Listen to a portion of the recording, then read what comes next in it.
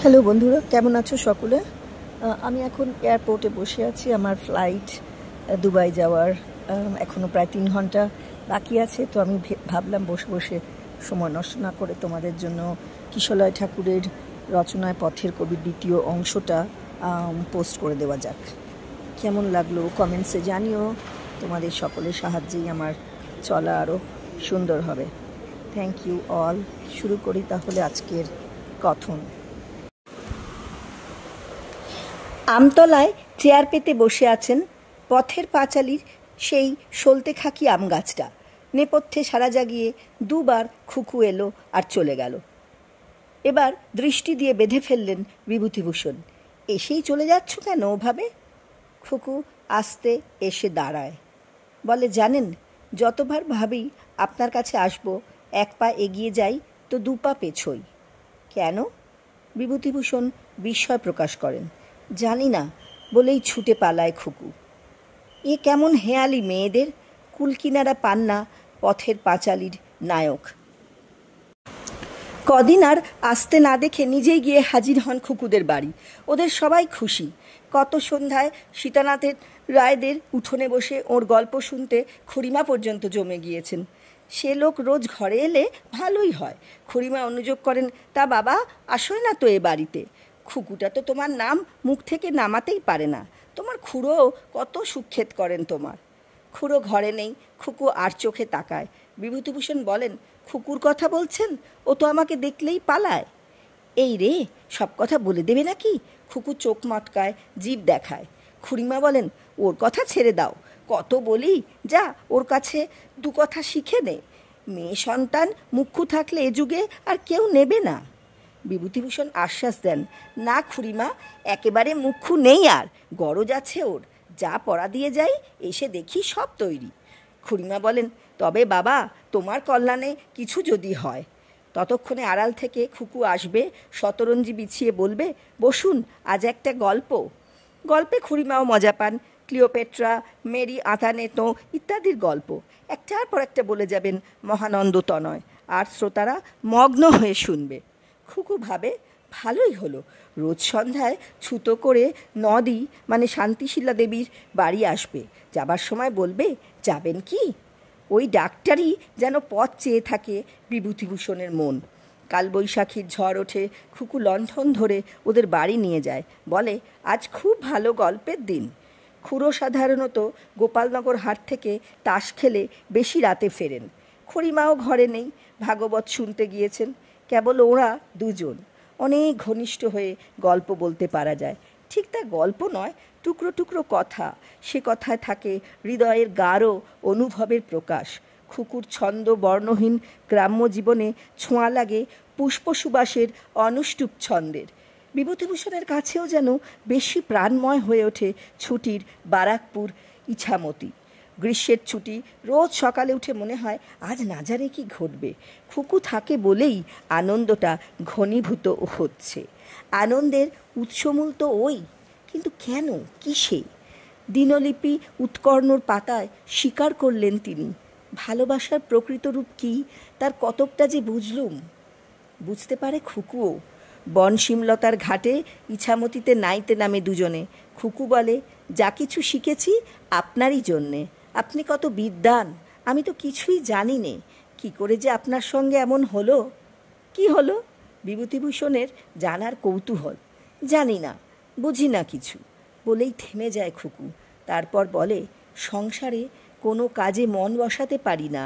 মন হুহু করে, কেবল এসব কথাই ভাবি। আমারও তো ওই রোগ। অদ্ভুত অদ্ভুত, হৃদয় দিয়ে হৃদি অনুভব। সুপ্রভা শহরে শিক্ষিতা, সম্পন্ন ঘরের আদরের দুলালি। আর খুকু পল্লীগ্রামের দরিদ্র পিতামাতার বোঝা, উপেক্ষিতা। ওর জন্য দুঃখ দরদ বেশি হয়। জীবনে কি দেখলো, কতটা পেল, কতখানি প্রত্যাশা পূর্ণ হলো এদের। কলকাতায় সিদ্ধেশ্বর ঘোষের বাড়িতে সারা রাত ধরে রাগ সঙ্গীতের আসর চলছে। পয়লা শাড়ির শ্রোতা বিভূতিভূষণ। বাই কেশরবাই কেরকার তখন বসন্ত বাহারে আলাপ আরম্ভ করল। তন্ময় আসর। আর প্রথম সারি শ্রোতা বিভূতিভূষণের মন তখন ফিরে গেল গ্রামের মধুর স্মৃতিভরা একটা মেয়ের জন্য। পরদিনই একটা গ্রামোফোন আর কিছু রেকর্ড জোগাড় করে বারাকপুরের উদ্দেশ্যে যাত্রা। খুকিকে গান শুনিয়ে তবে ফেরা। বীরভূম এসেছিলেন বিভূতিভূষণ সাহিত্য সম্মেলনে। সেখান থেকে তারাশঙ্কর বন্দ্যোপাধ্যায় ওকে ধরে নিয়ে গেলেন তার লাভপুরের বাড়িতে। ওকে পেয়ে ভারী খুশি তিনি। রাতে খাওয়া দাওয়া সেরে দুজনে গল্প করছেন বাইরের ঘরে। বাড়ির সামনের উঠোনে মাঠ, দূরের বনচূড়ায় থই থই জ্যোৎস্না। বাইরে বেরিয়ে এলেন প্রকৃতি পাগল বিভূতিভূষণ। এমন মায়াবী রাত্রি চিরদিন তাকে হাতছানি দিয়ে ডাকে। ওর আবিষ্ট ভাব দেখে সাহিত্যিক তারাশঙ্করও মুগ্ধ। নীরবে অনুসরণ করলেন বন্ধুকে। মাঠের এক প্রান্তে এসে বসলেন। উপভোগ করতে হবে দু চোখ মেলে পৃথিবীর এ অপার্থিব রূপ। কিন্তু দৃষ্টি মেলে দিয়ে বিভূতিভূষণ আজ কাকে দেখতে পেলেন চাঁদের আলোয়? দূরের দিকে দৃষ্টি নিবদ্ধ করে খুকুর কথা ভাবলুম। ওর দ্বারা আমার যে অভাব পূরণ হয় তা আর কারো দ্বারা যে হয় না তা বলাই বাহুল্য। ওর স্নেহ, প্রীতি, ভালোবাসা, হাসি, চোখের চাহনি, ছাদে প্রতীক্ষায় দাঁড়িয়ে থাকা, এ সবই আমার জীবনের একটা মস্ত অভাব পূরণ করেছে। ফিরে প্রথমেই যাবেন বারাকপুরে এবং সবার আগে খুকুকে দেখতে। খুড়িমাকে প্রণাম করবেন, তারপর উঠোনে দাঁড়িয়ে বলবেন, কই খুড়িমা, কাউকে তো দেখতে পাচ্ছি নে। কাউকে বলতে বিশেষ কাকে বোঝায় তা এবারই সবাই জানে। সে এবার আড়াল ছেড়ে বাইরে আসবে, বলবে, কেন হাতির মতো দাঁড়িয়ে আছি, দেখতে পাচ্ছেন না? তাড়াতে পারলে তো সব বাঁচেন। খুকুর এই শেষ কথাটারও যে একটা বিশেষ অর্থ আছে, একটা খোঁচা আছে অভিভাবকদের উদ্দেশ্যে, তাও বুঝতে অসুবিধা হয় না। খুড়িমা, বিভূতিভূষণ দুজনেই হাসেন। ততক্ষণে বারান্দায় শতরঞ্জি বিছোতে বিছোতে ডাক দেবে খুকু, এখানে আসুন। খুড়িমা বলবেন, ছোট করে পাত, ছোট করে পাত। তা শুনবে না ও। দূরত্ব বাঁচিয়েও অন্তত দুজনের উপযোগী করে পাতা চাই তো। বিভূতিভূষণকে বসিয়েই নিজে পাশে বসবে। গল্প বলুন। তখন ঈদের ছুটি, বেলা পড়ে গিয়েছে। বনশিমতলার ঘাটে এসে দেখল খুকু ইছামতিতে ভাসান দিয়ে আছেন বিভূতিভূষণ।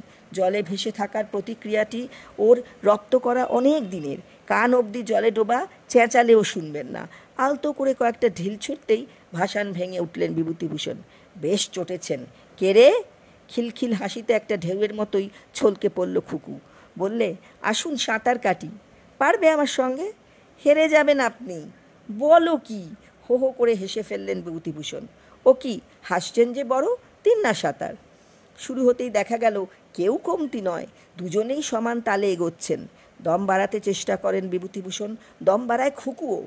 বুঝি পারছে না তবু বিভূতিভূষণের সঙ্গে পিছিয়ে পড়ছে যেন। মাঝে মাঝে তাকিয়ে দেখছেন বিভূতিভূষণ। হঠাৎ খুকু ডুব দিল, আর উঠছে না যে। এদিকে ওদিকে তাকাতে লাগলেন। কি হলো ব্যাপার? কেমন ভয় ভয়, অবাক কাণ্ড। দেখেন ওপারে একটি কাশঝোপের পাশে দাঁড়িয়ে হাসছে খুকু। ডুবসাঁতারেই ওপার পৌঁছে গেছে। হেরে গেলেন তো? বিভূতিভূষণ সত্যিই অপ্রস্তুত। বললেন, আবার হোক। খুকু বললে, দাঁড়ান, এদিক থেকে নয়, বনশিমতল ঘাট থেকে। ফিরে এলো দুজনে ঘাটে। এবার আর কোনো কায়দা চলবে না। বিভূতিভূষণ প্রস্তুত হয়ে নিলেন। আচমকা ডাঙায় উঠে পড়ল খুকু।